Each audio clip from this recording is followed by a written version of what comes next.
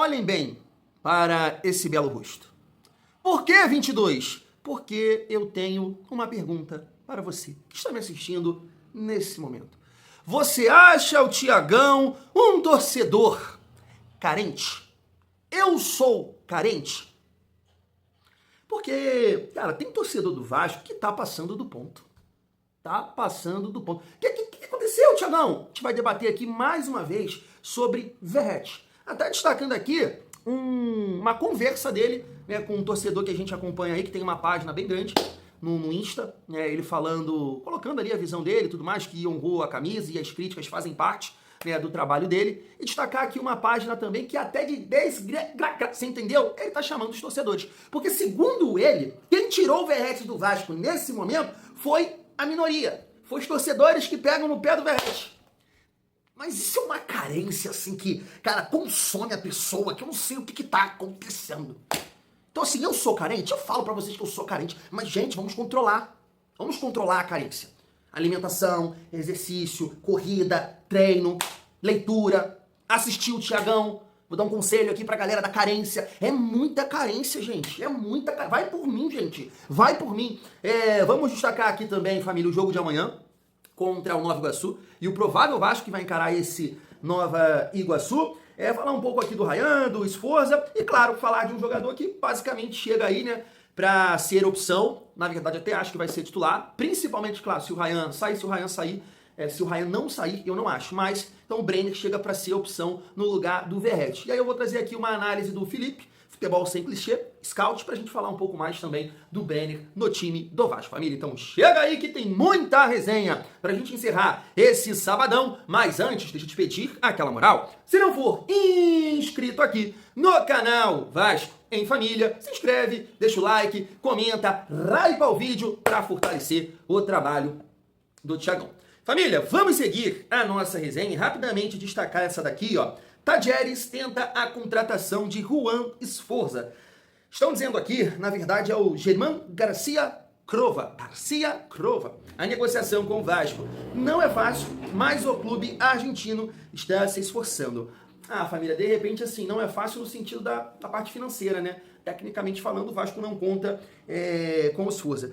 O Vasco vai segurar esse prejuízo aí, né, cara, do Sforza. Eu acho que vai ser muito difícil, sinceramente, o Vasco vender esse jogador. Vai ser muito difícil. Não é ruim de bola, tem ali, né, eu acho que é um cara comprometido, é profissional, mas é muito mole, muito mole. Nesse momento eu não vejo ninguém tirando o Sforza do Vasco pagando alguma coisa. E mesmo se render nesse time, acho difícil, acho muito difícil, sinceramente, tá? Sinceramente. Foi uma... Não vou aqui falar que a gestão Pedrinho não errou nesse sentido, porque errou muito. Jean Davi, Lloyd, entre outros, Maxime, né? Não sei se vai performar a partir de agora. Mas essa análise aqui de scout da galera lá da outra empresa em relação ao Sforza, um volante mole, família, não dá. Não dá. Tem que ser sempre assim, tem que jogar num time ou numa liga que não dá, na minha opinião. Então, assim, vai ser difícil, tá? Vai ser muito difícil. Seguindo a nossa resenha, pra gente destacar aqui, ó, essa informação do Adílio, o Mumuzinho, né? O Mumu da Colina, tá aí, ó. Ryan treinou normalmente neste sábado e teve reunião com a diretoria do Vasco, né? Fernando Diniz segue no trabalho de convencimento, não só do atleta, como também do staff. O Diniz, inclusive, ele comentou, né, sobre isso numa coletiva, agora há pouco, né?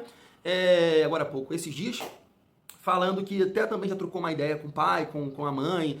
Então o Diniz deve estar fazendo um esforço muito grande, né, para convencer o Ryan a não sair nesse momento, e eu espero que consiga, né, família? É o que eu venho falando, pelo menos 6 meses, né? Pelo menos 6 meses aí o Ryan no Vasco.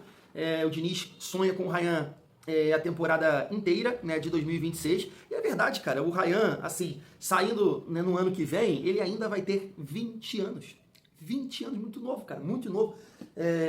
A gente fala aqui da venda do Ryan, é muito mais na situação do Vasco. Mas se o Vasco está trabalhando, né, se entende que, né, tem essa possibilidade de segurar o Ryan, né, esse ano, pô, show de bola. Então a gente torce para que o nosso atacante, goleador e o melhor jogador do Vasco possa continuar nessa temporada, família. Seguindo, para a gente trocar uma ideia sobre o time do Vasco, time que pode entrar em campo amanhã contra o Nova Iguaçu, primeiro destacar essa daqui para vocês em relação ao David.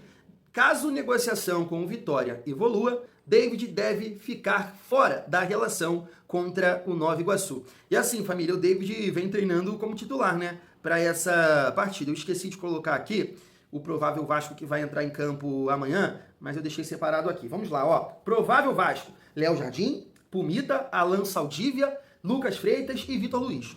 Hugo Moura, Tietê e JP, David, GB e Johan Rojas. Tá aí, família. Quando você olha aqui para esse time do Vasco, claro que a gente pode falar de jogadores que vou falar por mim, né? Eu estou na torcida para sumir do Vasco, que é o caso do Hugo Moura, e do próprio David, né? Falando aqui da linha de 4, não tem muita coisa, né, para acrescentar. São os zagueiros que o Vasco tem nesse momento. Contratou o Alan Saldívia e o Lucas Freitas. Então o Vasco hoje tem 2 zagueiros. Tem o Lincoln ainda e tal, mas, né, basicamente tem 2 zagueiros para o lado direito e 2 zagueiros para o lado esquerdo, né? E o Freitas é o reserva do Robert Renan. Pumita na lateral e Vitor Luiz, tem muita coisa para acrescentar. Acho sim que o Vasco tem que olhar para essa lateral aqui e tentar alguma coisa, apostar em alguém, né? Até para disputar a posição com o Piton, porque me parece que ele não vai sair também. Na cabeça de área, Hugo Moura e Tietê, né? De repente aqui poderia acontecer a entrada do Maxime, não sei. Mas é o que o Diniz falou, né? Você tá olhando também para a competição, não é sair testando todo mundo e perder o confronto. O JP, jogando aqui como terceiro homem de meio campo, ele jogou muito assim no Avaí em vários momentos, então beleza. E no ataque, David, Johan Rojas e GB. Então a gente entende que vai deslocar. O David joga pelo lado esquerdo, né? Vai deslocar o Johan Rojas, né, para o lado direito. É isso, né? O Johan Rojas, ele gosta de jogar assim, né? Com a perna trocada para cortar pro meio e bater pro gol, né? Ele sabe jogar assim também, mas é aquilo que eu falo com vocês muito aqui, né, nesses últimos dias, GB de centroavante, tá? Espero muito do GB nessa temporada, espero que ele possa ter mais oportunidades e se tornar um jogador confiável, vamos colocar dessa forma, mas é aquilo que eu falo com vocês. Então, quando o Vasco olha para o banco, e aí faz aqui esse time reserva, você não tem um jogador de velocidade, com a capacidade física do Andrés Gomes. Por isso que eu falo, o Vasco tem que, né, nessas movimentações que estão acontecendo e que vão acontecer, tentar buscar um outro jogador com esse perfil de velocidade, explosão, dinâmica, ajuda taticamente, puxa contra-ataque. Então, quando você olha aqui para esse time, você não vê um jogador de velocidade. Beleza, o David tem até uma capacidade física, mas não é esse jogador de arrancar, de velocidade, não é. O Johan Rojas também não é um jogador desse estilo, e o GB também fica um ataque lento, né? Sem o Andrés Gomes. Eu acho que só tem ele, família. Então, assim, vai ser um jogo difícil, né? Me parece que o Nova Iguaçu é o melhor, assim, dos pequenos, né? Ou um dos melhores, sei lá. Então vai ser um jogo complicado, porque vai faltar aqui entrosamento e tudo mais. Mas, né, a galera que está no Vasco tem que, né, mostrar isso, mostrar o motivo disso dentro de campo e conseguir aqui a vitória mesmo com o time, né, reserva, titular, só o Léo Jardim. E aí a gente fica na expectativa, claro, do JP, do GB e, claro, das estreias, né, família? Alan Saldívia e Johan Rojas. Espero que os dois possam começar muito bem aqui contra o Nova Iguaçu. 6 horas, né? Amanhã a gente vai falar um pouco mais sobre essa partida. Seguindo a nossa resenha, deixa eu voltar aqui para a pauta do Thiagão, os assuntos. Vamos lá. Então também enrolado hoje, mas vai dar certo, família vascaína. Falei sobre o jogo de amanhã contra o Nova Iguaçu. Agora deixa eu falar com vocês sobre o Verratti, né, e a saída dele. A galera também está até debatendo isso lá no grupo de membros. É que hoje, família, eu dei uma relaxada legal, uma descansada. Eu falei com vocês que ia ajudar a minha irmã na mudança dela. Pô, fiquei moído, mano. Fiquei moído. Fiquei desgastado. Hoje só fiquei com a perninha assim, ó. Sofá, pá, relaxado. Nem peguei no celular também. Gravei 2 vídeos, tô gravando esse aqui, mas, né, por isso que eu tava sumido lá do grupo de membros. Mas tá tendo esse debate por lá em relação ao Verratti. Rapidamente, eu quero trazer esse comentário aqui do Rodrigo Coutinho no programa de hoje. Olha só. Uma notícia, meu amigo, que está dividindo opiniões no Vasco. Muito torcedor entendendo que a saída do Verratti era necessária, era importante, respirar novos ares, e muito torcedor pensando, rapaz, precisa chegar alguém, quem vai ser o substituto? Verratti, enfim, foi anunciado como jogador do Cerro Porteño. Tua opinião, tua análise sobre essa saída, Coutinho? Então, Vini, sim, é claro que da parte de campo, mesmo o Verratti tendo caído de produção na metade do ano, perdido a posição, enfim, mas mesmo assim, forte artilheiro do Brasil. Acho que a presença dele no elenco poderia ser importante ali na frente, caso o Vasco perca o Ryan, ele voltasse, né, a ser o centroavante do time. Mas é impossível analisar essa saída do Verratti sem falar do custo-benefício. O Verratti tinha um dos maiores salários do elenco do Vasco, se eu não estou enganado, até o segundo maior salário do elenco do Vasco, quando ele renovou o contrato lá em 2024. E o Vasco é um clube de recuperação judicial, cara. O Vasco tem muita dificuldade para colocar em dia sua folha, né, para honrar os compromissos a cada mês. Não dá para você manter um jogador com esse valor mensal, sendo que ele não é um titular do time. Poderia mudar ele na frente? Poderia, mas também não poderia. Ele poderia continuar sem conseguir encontrar o seu melhor nível. Acho que, pro momento, foi a melhor opção. 37 anos, idade avançada, salário alto, já não era um titular indiscutível, contrato de 3 anos com o Cerro Porteño. Primeiro ponto. Tem algum absurdo nessa visão do Rodrigo Coutinho?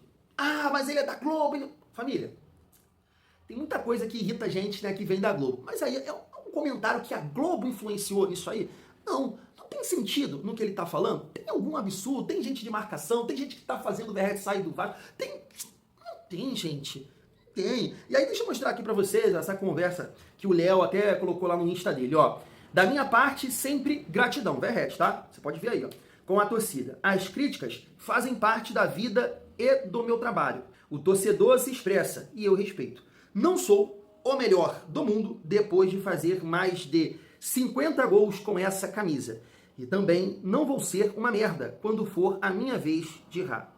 O importante é que meu momento ruim são 20 gols na meia temporada. E eu gosto disso, porque me exige cada vez mais para não me contentar com o que fiz até agora. Obrigado pelo carinho, abraço, tamo junto.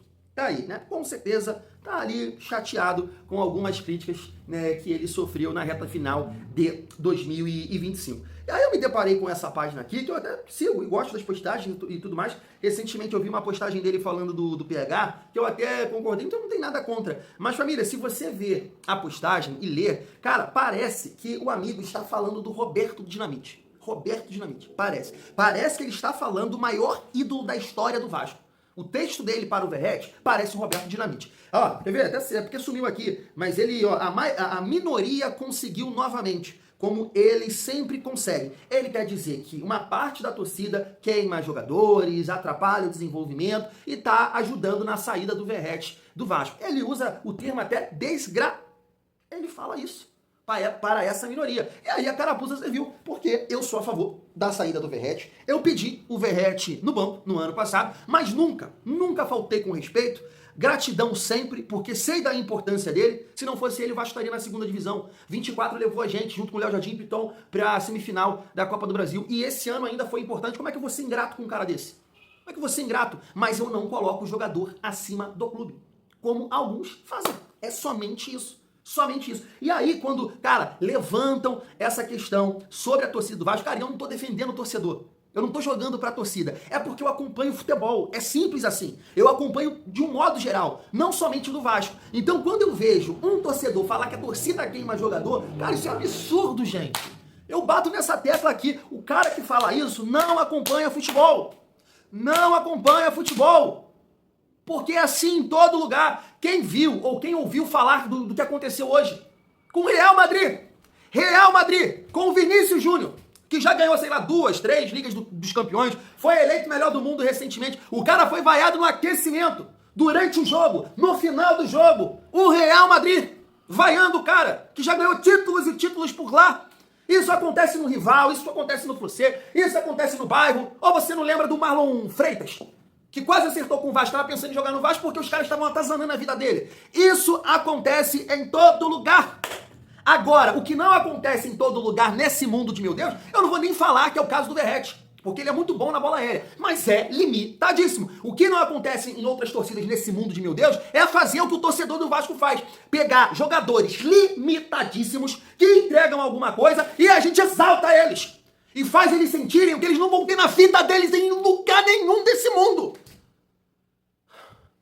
É isso que a gente faz com os jogadores que entregam. O que o Verratti representa para o torcedor do Vasco é muita coisa. Eu sei que tem um ou outro que chama de ruim, que é isso, não vê as coisas positivas. Tá errado.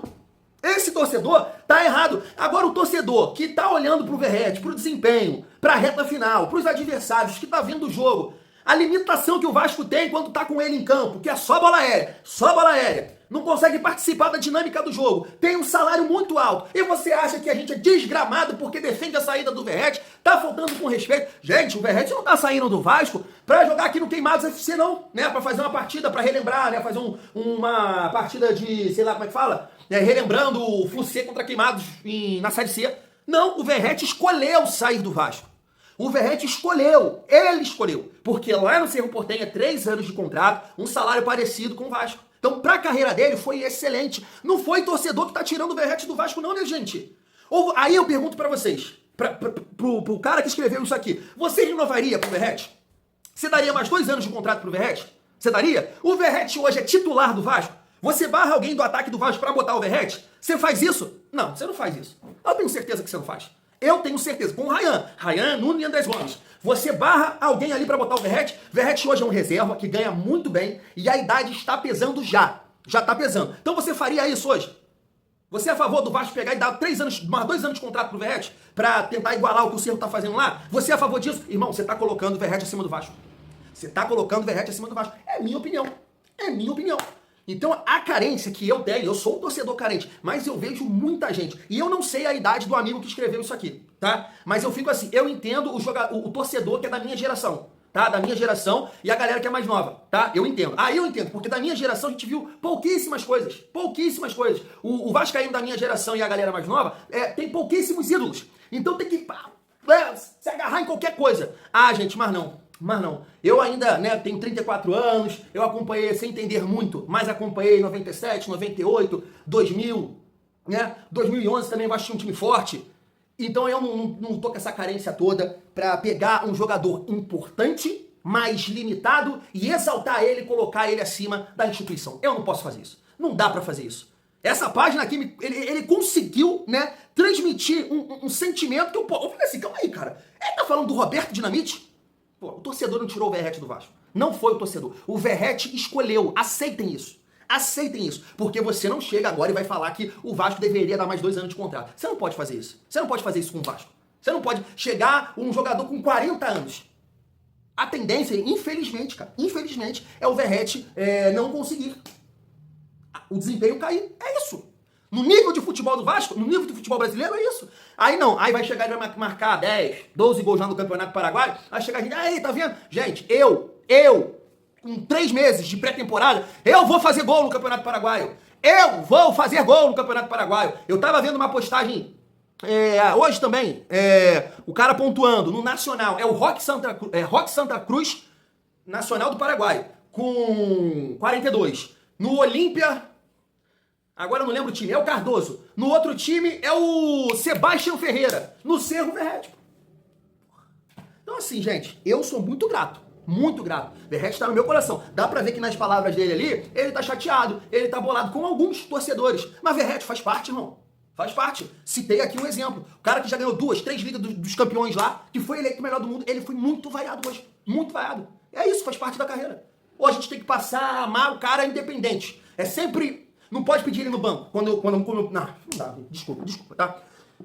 Família, e pra finalizar, nesse assunto Verratti, deixa eu passar aqui o Felipe, scout, analisando o Brenner, e aí a gente volta aqui para trocar uma ideia. Se liga só. Vou falar mais um pouco sobre o atual momento do Brenner, que conseguiu uma boa recuperação na temporada, nesse finalzinho de ano. Ele chega ao Cincinnati em agosto de 2025, ele faz os 10 jogos possíveis, né? Porque os 10 jogos que o clube fez, ele participou das partidas, teve um bom impacto nesse segundo semestre, né? 6 gols em 10 partidas. Antes disso, pessoal, ele estava na Udinese e estava realmente sem jogar, estava escanteadaço. Ele ficou do dia 20 de janeiro até a sua estreia pelo Cincinnati, que foi dia 30 de agosto, sem ser relacionado para nenhuma partida. Então, assim, ele estava realmente vivendo um momento muito em baixa lá no futebol italiano. Ele estava jogando pouco, depois ele foi escanteado completamente da equipe. Aí, no finalzinho do ano, ele vai lá emprestado na MLS e consegue ter um bom rendimento. Então, o 2025 dele como um todo não foi positivo, ele jogou muito pouco, mas a retinha final da temporada, quando ele é emprestado, ele conseguiu se recuperar, beleza?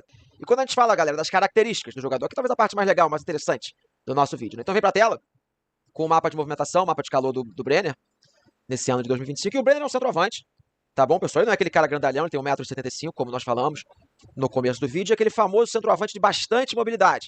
É um cara que não guarda a posição, ele não fica ali enfiado no meio dos zagueiros, ele desce bastante para jogar, para participar das jogadas de troca de passes, abrir o espaço, eventualmente, para um atleta que vai atacar ali a área, e ele é um jogador que consegue fazer muito bem aquele ataque ao espaço, um movimento que nós chamamos de ruptura, né? Então, fazer aquelas diagonais, se tiver um jogador que acha bem passe no ponto futuro, ele consegue atacar esse espaço para poder criar situações, sair na cara do gol, eventualmente. Então ele não é um centroavante completamente diferente do Verratti. Por exemplo, é um cara que vai dar mobilidade, vai dar velocidade no campo de ataque, eventualmente as transições ofensivas do Vasco com o Gomes, com o Rayan, com o Brenner, fica um ataque bem móvel, ninguém guardando posição, muita velocidade, pode ser um retrato interessante. É um cara que trabalhou com o Fernando Diniz, tenho certeza que ele conhece bem as suas características, inclusive o melhor momento do Brenner no futebol brasileiro foi sob o comando do atual treinador do Vasco, beleza? Voltando pra mim, galera, reta final do nosso vídeo, o que eu acho de Brenner?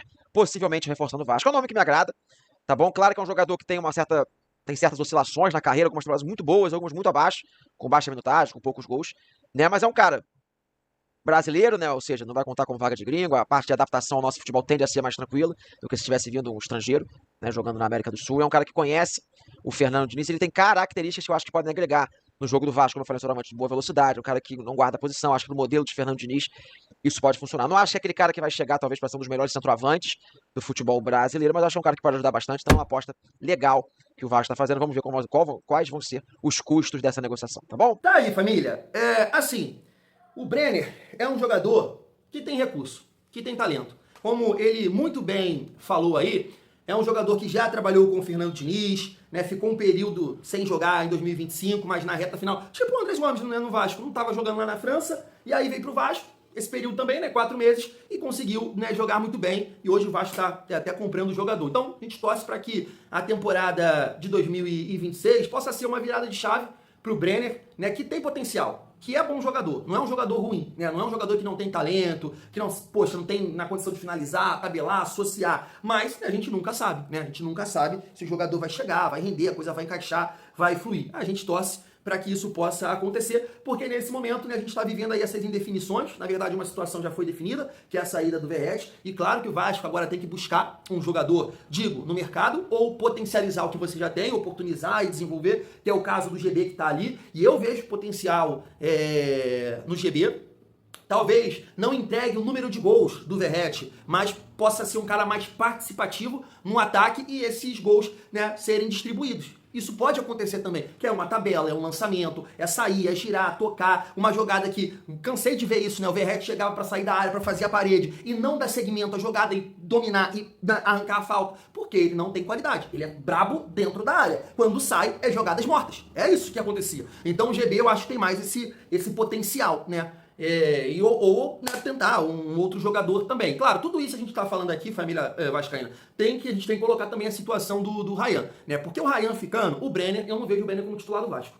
Não vejo mesmo, né? Vejo como uma possibilidade. Jogar ele e Ryan juntos, podem, né? Dá pra jogar, dá pra encaixar em determinados jogos e tudo mais, porque o Brenner tem uma boa mobilidade, mas não chega pra ser titular. Com esse time, com esse ataque montado, o Ryan permanecendo, não chega pra ser titular. O Ryan saindo, aí claro que o Brenner vai jogar, família vascaína. Mas é isso, eu acho que é um movimento interessante do Vasco. Eu tava vendo algumas páginas que cobrem o São Paulo, vai deixar o Brenner sair, o Brenner ir pro Vasco, seria um jogador interessante pra ter aqui, ainda mais no São Paulo, né, que tem um time limitado também. Então assim, família, vamos, né, aguardar. O Joel Silva disse que ele pode chegar no dia 19 aqui no Rio de Janeiro. Espero que ele possa nos ajudar bastante e trazer uma dinâmica diferente para esse ataque aí, como eu estou dizendo, né? Ajudar a potencializar os companheiros, com passe, uma tabela, mas ter um número, né, de gols interessante, né, família vascaína? Fui!